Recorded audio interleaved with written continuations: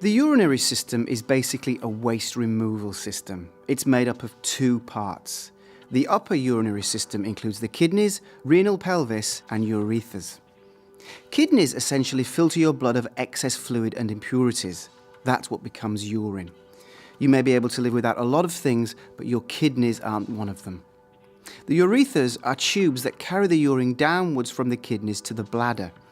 There's a sort of valve along the way that prevents urine from backing up to the kidneys. The kidneys don't want it and could be seriously damaged if the urine were to make its way back. That's the upper system. The lower urinary system includes the bladder, its muscles, the urethra, and a sphincter muscle. The bladder both stores and empties urine.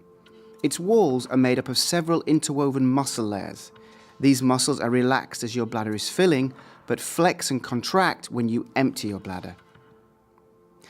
The bladder walls have receptors that keep track of how full it's getting. At about 200 millilitres, the receptors start signaling to the brain that something will have to be done soon. At 400 millilitres, the signals are pretty much non-stop. We've really got to go. The adult male urethra is somewhere between 20 and 28 centimetres long. It's the tube between the bladder and the exit. Right below the bladder, just here, where the urethra starts, is an internal sphincter muscle. Below the sphincter is the prostate gland, and below that there is an external sphincter. The sphincter above the prostate gland is a kind of gatekeeper. The muscle squeezes the urethra shut as the bladder fills and relaxes when it's time to empty. That's part of why you can or can't hold your water, so to speak. The other is the difference in pressure between the urethra and the bladder. When it's high in the urethra and low in the bladder, it's easy to hold back. When you empty your bladder, the reverse happens.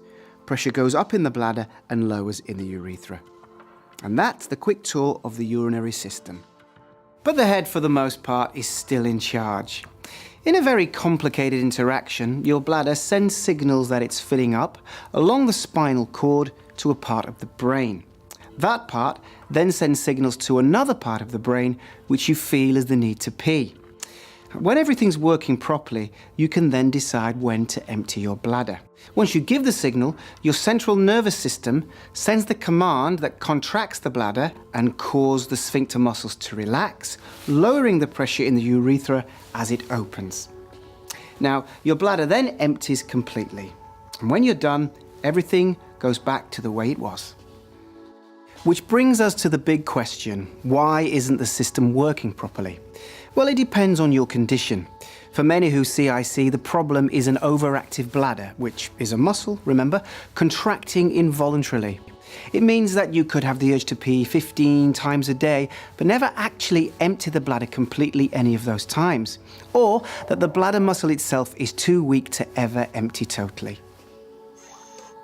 Officially, this can be a type of incontinence because the contractions can also result in a sudden, unstoppable emptying. The same thing can happen to men who, as a result of their injury or condition, can't feel their bladder fill or its signals for emptying. The other reason the urinary system might not be working properly is retention. Some or all parts of the urinary system aren't working properly, so it simply can't go through the automatic steps for emptying the bladder completely. With retention, the bladder may not be emptying completely for a number of reasons. It could be damage to the urethra, an enlarged prostate, or the inability to relax the sphincter muscle. It could also be that the bladder muscle is weakened due to injury or for some other reason, such as the result of a medical treatment. With retention, you might be able to pee, but don't empty completely, leading to an overfull bladder.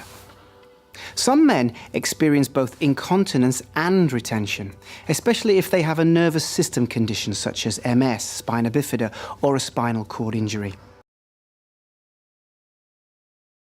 Is that there will be residual urine in the bladder, which could lead to infections and leakage.